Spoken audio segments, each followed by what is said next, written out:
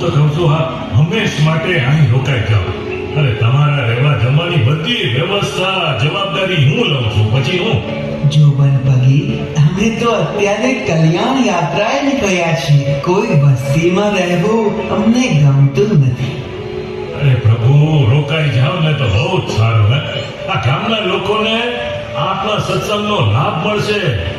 પગી, આ ગામમાં તો એવો સત્સંગ થશે કે લાખો લોકો અહીં આવવા માટે લલચાશે. ભવિષ્યમાં અહીં વિશાળ અને નયન રમ્ય મંદિરનું નિર્માણ થશે.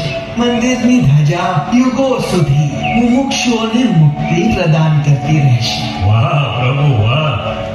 પરંતુ એ મંદિર બનશે ક્યારે?